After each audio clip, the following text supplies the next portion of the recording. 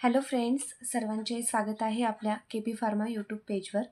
आणि आजचा आपला टॉपिक आहे ओमेप्राझोल.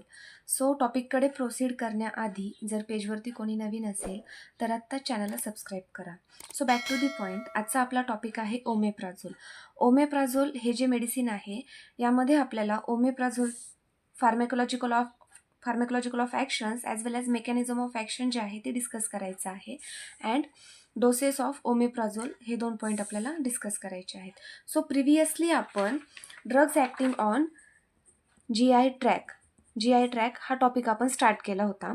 यामध्ये आपण फर्स्ट कॅटेगरी डिस्कस केली होती, anti ulcer agent. Anti ulcer एजंटमध्ये आपण definitions and classifications of anti ulcer agents हे 2 टॉपिक डिस्कस केले होते. जर यामध्ये कोणाला काही डाऊट असेल तर तुम्ही व्हिडिओजमध्ये बघू शकता. सो अँटी अल्सरमध्ये जे क्लासिफिकेशनचा फर्स्ट क्लास होता गॅस्ट्रिक ॲसिड सिक्रेशन इन्हिबिटर. यामध्ये जो फर्स्ट सब क्लास होता प्रोटॉन पंप इन्हिबिटर. याचं एक्झाम्पल ओमेप्राझोल, पेंटाप्राझोल हे आपण डिस्कस केलं होतं. सो ओमेप्राझोल जो आहे, ओमेप्राझोल हा प्रोटॉन पंप इन्हिबिटर आहे and omeprazole anti ulcer agents आहे. सो ओमेप्राझोल सिंपल आहे. Omeprazole it is the anti ulcer agents as well as it is the proton pump inhibitor. ओमेप्राझोलचं ॲक्शन काय आहे? They will block or reduce unwanted secretion of HCl in stomach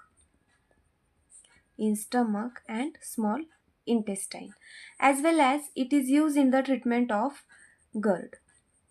It means gastroesophageal reflux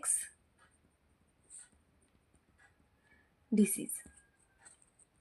ओमेप्राझोल जो आहे, ओमेप्राझोलची action आहे they will block or reduce unwanted secretions of HCl in stomach or small intestine, as well as it is used in the treatment of GERD. It means gastroesophageal reflux disease. ओमेप्राझोल हे जे medicine आहे तर ते OTC medicine आहे as well as prescribed drug आहे. Prescribed as well as OTC. It means over the counter. OTC medicines म्हणजे काय तर विदाऊट प्रिस्क्रिप्शन्स मेडिसिन. आणि ओमेप्राझोल हे जे मेडिसिन्स आहे हे बिफोर मील ॲडमिनिस्टर केलं जातं as well as 1 or 2 times a day. So omeprazole हे प्रोटॉन पंप इन्हिबिटर आहे. They will block or reduce unwanted secretions of HCl in stomach or small intestine, as well as it is use in the treatment of GERD. It means gastroesophageal reflux disease. Omeprazole जो medicine आहे, omeprazole हे anti ulcer category आहे. Omeprazole हे OTC drug आहे and prescribed medicine आहे. OTC it means over the counter and it means without prescriptions medicine. So omeprazole medicine हे before meal administer केलं जातं 1 or 2 times a day. So इथे आपण discuss करू आता. Omeprazole is a proton pump inhibitor. It means PPI medications. Then it is used to decrease the unwanted acid secretions in the stomach. Next आहे it is use to treat GERD. It means gastroesophageal reflux disease. यावरती competitive एक्झाम्समध्ये questions येतात as well as जे final exams असतात त्यामध्ये सुद्धा हा जो GERD आहे म्हणजे गॅस्ट्रोइसोफेगल रिफ्लेक्स डिसीज कोणतं मेडिसिन्स ट्रीट करतात असा क्वेश्चन्स विचारला जातो. तो त्याचा आन्सर आहे ओमेप्राझोल. देन आहे it is use to treat stomach ulcer. So next आहे फार्मॅकोलॉजिकल ॲक्शन्समध्ये ओमेप्राझोल हा प्रोटॉन पंप इन्हिबिटर आहे. Then it will block or reduce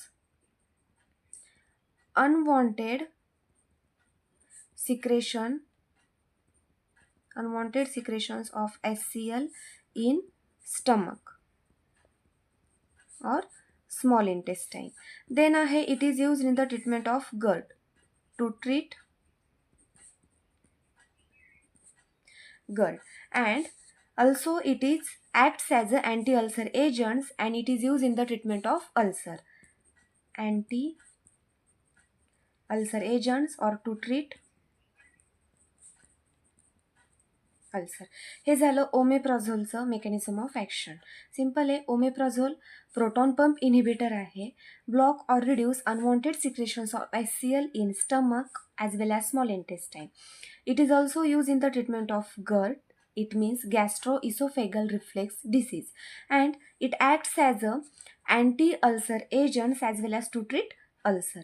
So इथे आपण बघू जे फार्माकोलॉजिकल ऑफ ॲक्शन आहे ॲज वेल ॲज जे मेकॅनिझम ऑफ ॲक्शन आहे ओमेप्राझोलचं. तर सो ओमेप्राझोल हा प्रोटॉन पंप इनहिबिटर आहे as well as they will block or reduce unwanted acid secretions in stomach. Next आहे to treat GERD and promote healing of ulcer. So next आहे डोसमध्ये आपण बघितलं होतं आता. So omeprazole medicine available both prescribe drug as well as OTC drug. OTC means over the counter आणि it means without प्रिस्क्रिप्शनचे medicines. आणि ओमेप्राझोल जो आहे तर तो 1 or 2 times daily before meal administer केला जातो. सो हा जो ओमेप्राझोल टॉपिक आहे यामध्ये जर कोणाला काही डाऊट असेल तर तुम्ही कमेंट्समध्ये सांगू शकता. आणि हा जो अँटी अल्सर कॅटेगरी आपण बघितली होती. सो यामध्ये एक्झाममध्ये क्वेश्चन्स विचारला जातो. डिफाईन अँड क्लासिफाय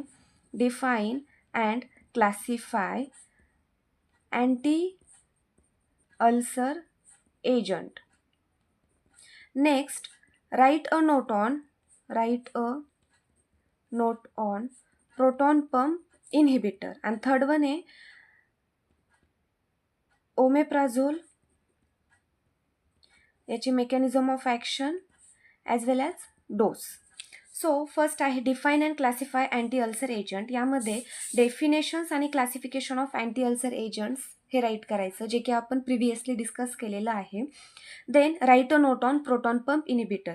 क्लासिफिकेशन्समध्ये सुद्धा गॅस्ट्रिक ॲसिड सिक्रेशन इनहिबिटरचा जो फर्स्ट सब क्लास आहे प्रोटॉन पंप इनहिबिटर यावरती सुद्धा क्वेश्चन्स विचारला जातो. सो यामध्ये प्रोटॉन पंप इनहिबिटरमध्ये जे एक्झाम्पल्स आहेत ओमेप्राझोल, पेंटाप्राझोल यावरती क्वेश्चन्स विचारला जातो पण तो फिरून विचारतात. Right a note on proton pump inhibitor. So यामध्ये प्रोटॉन पंप इनहिबिटरमध्ये हे जे ओमेप्राझोल आहे ओमेप्राझोल ॲज वेल ॲज जे पेंटाप्राझोल आहे त्याचे मेकॅनिझम ऑफ ॲक्शन्स, त्याचे युजेस, डोस वगैरे राईट करायचं. आणि नेक्स्ट आहे omeprazole mechanism of actions. Simple questions विचारला आहे. सो यामध्ये ओमेप्राझोलचे pharmacological of actions as well as mechanism of actions हे राईट करायचं. सो यामध्ये डाऊट असेल तर तुम्ही कमेंट्समध्ये सांगू शकता. आणि जर पेजवरती नवीन असाल तर आत्ताच व्हिडिओला लाईक, शेअर आणि सबस्क्राईब करा. थँक्यू.